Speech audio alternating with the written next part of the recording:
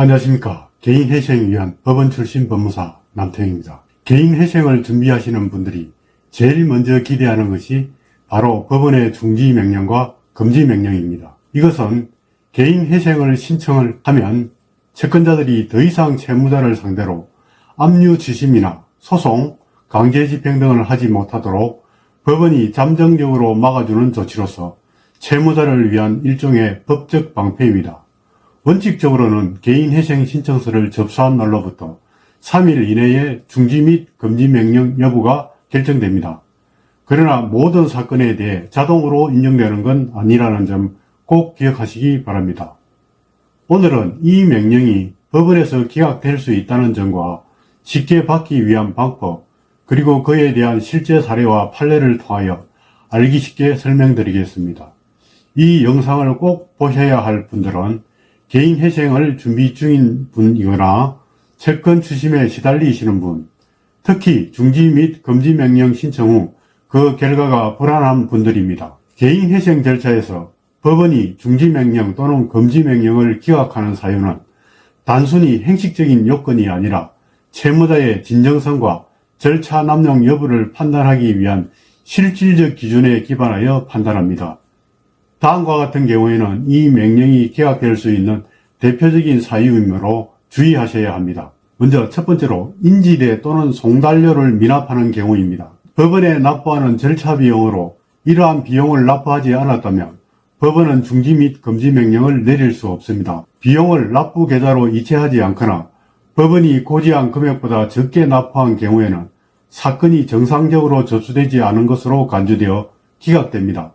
따라서 비용은 빠르면 접수 당일, 늦어도 다음 날까지 완납해야 3일 이내에 중지 및 금지 명령이 나올 가능성이 많습니다. 두 번째로 최근 1, 2년 사이에 개인회생 신청을 반복적으로 했거나 신청 후 자진 폐지한 이력이 있는 경우에는 법원은 제도 악용으로 판단하여 기각할 수 있습니다. 구체적으로 살펴보면 1년 이내에 2번 이상 개인회생을 신청하거나 과거 신청 후에 변제금 미납으로 폐지되었다가 재신청한 경우입니다. 재신청 자체는 허용되지만 스스로 자진 폐지 후 반복적 신청은 추심을 회피할 목적이라는 의심을 받습니다. 그리고 과거에 개인 파산이나 개인회생 인가 경험이 있는 경우에는 사건 종료 후에 채무가 다시 발생하였는지 여부를 중점적으로 보며 과거 회생 종료 후 기간이 짧을수록 불리하고 변제 수행 중 채무자의 납부 태도나 자진 폐지인지 미납 폐지인지 종료 사유를 확인하여 판단합니다. 세 번째로 신청 직전에 단기간에 채무가 집중된 경우로 개인회생 신청일로부터 1년 이내에 발생한 채무가 전체 채무 중 큰 비중을 차지할 경우에는 고의적인 채무 누적으로 판단되어 중지 및 금지 명령이 기각될 수 있습니다. 회생 신청 직전 1년 안에 무분별한 소비를 하였거나 부당한 자금 사용으로 다량의 채무를 발생시킨 경우에는 법원은 제도 악용으로 의심을 합니다.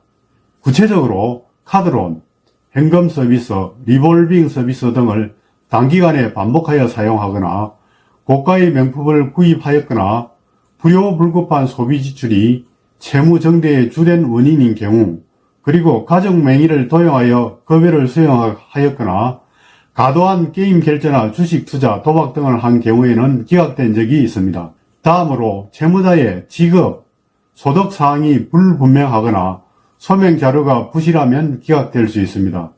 법원은 중지 및 금지 명령 결정을 위해 채무자의 실질적 상환 능력을 파악합니다. 구체적으로 사업자가 소득 자료 없이 추정된 매출만을 제출하거나 급여 근로자가 소득 금액 증명서 또는 급여 명세서를 누락한 경우입니다. 법원은 사건을 종합적으로 판단하여 사회 통념상 납득하기 어려운 신청이라고 보이면 중지 및 금지 명령을 기각할 수 있습니다. 구체적으로 살펴보면 신청 직전에 고의적인 재산 은닉 정황이 있거나 가족이나 타인 명의의 계좌로 급여를 수령한 경우, 그리고 압류 직전에 재산을 처분한 흔적이 있는 경우입니다. 다음으로 중지 및 금지 명령이 기각된 실제 사례와 판례를 살펴보면 다음과 같습니다. A씨는 6개월 전부터 다수의 카드사에서 현금 서비스와 카드론을 받았습니다. 총 채무는 7천만원, 이 중 1년 이내에 발생한 채무는 무려 5,500만원. 법원은 이를 의도적인 채무 정대로 판단하고 단기간 내 다수의 채무 발생은 제도 남용으로 인정하여 기각하였습니다. 다음으로 B씨는 과거에 개인회생 신청을 2번 했지만 자진 폐지와 기각으로 종결된 이력이 있었습니다. 세 번째 신청 시 법원은 계속되는 회생 신청은 제도의 악용 소지가 있다라고 판단하여 기각하였습니다. 서울 회생법원의 경우 신청일 직전 1년 이내에 발생한 채무가 전체 채무의 70% 이상을 차지하고 이전에 개인회생 신청 이력이 있는 경우에는 중지명령이나 금지명령을 기각한 적이 있습니다. 따라서 최근 채무 가다 발생과 과거의 회생 이력은 중지 및 금지명령 판단의 핵심 기준이라는 점을 꼭 기억하시기 바랍니다. 그렇다면 어떻게 해야 중지 및 금지명령을 쉽게 인정받을 수 있을까요? 중지명령이나 금지명령을 법원으로 인정받기 위해서는 단순히 신청서를 제출하는 것만으로는 부족합니다. 신청자가 진정성 있게 채무를 변제하려는 의지가 있고 절차 남용이 아닌 정당한 회생 사유가 존재함이 자료로 입증되어야 합니다. 그 구체적인 내용은 다음과 같습니다. 먼저 채무 발생 사유에 대한 정확한 소명 자료를 제출해야 합니다. 사업 실패나 실직, 질병 등 불가피한 사유로 인하여 발생한 채무임을 소명하여야 합니다.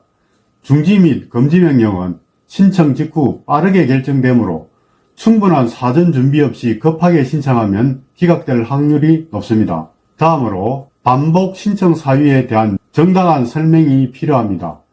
과거 회생이 자진 폐지되었더라도 그 이유가 정당했다면 충분히 소명해야 합니다. 구체적으로 채무자의 소득 중단으로 변제금 납입이 곤란하여 폐지된 경우라면 재취업 후에 신청한다는 사실을 소명하는 것입니다. 특히 최근 1년 이내 발생한 채무가 많을 경우 그 사유를 객관적으로 납득 가능하게 소명해야 합니다. 설득력이 있는 사유를 살펴보면 코로나19로 인한 실직으로 소득 감소, 부모님의 병원비, 수술비로 인한 지출 과다, 사업 실패 후 생활비 충당 목적으로 카드를 사용한 경우입니다. 중지명령과 금지명령 신청은 개인이 작성한 단순 양식만으로는 부족할 수 있으므로 전문가의 조력을 받아 사유서 작성과 자료 준비를 철저하게 해야 합니다. 마지막으로 중지명령이나 금지명령이 기각되면 어떻게 되는지에 대하여 알아보겠습니다. 가장 큰 문제는 채권자의 추심이 계속된다는 점입니다. 급여 압류, 통장 압류, 차량 강제 집행 등도 그대로 진행될 수 있습니다. 그러나 중지 및 금지 명령이 기각되었다 하더라도 개인 회생 인가 여부에는 직접적 영향이 없습니다. 다만 신속하게 관련 자료를 소명하여 다시 신청하여 인용 결정을 받거나 개인 회생 개시 결정을 받으면 중지 및 금지 명령의 효력이 있으므로 개시 결정을 빨리 받는 것도 하나의 방법입니다. 오늘 영상에서 중요한 포인트를 다시 정리하면 중지 및 금지 명령은 자동으로 나오는 것이 아닙니다. 특히 최근 채무가 가다하거나 반복적으로 신청한 경우 비용 미납 등은 기각 사유가 될 수 있으므로 주의하셔야 합니다. 이 영상이 조금이라도 도움이 되셨다면 구독과 좋아요, 알람 설정 부탁드립니다. 전국에서 언제든지 연락 주시면 여러분의 신속한 개인 회생을 위하여 친절하게 안내해 드리겠습니다. 감사합니다.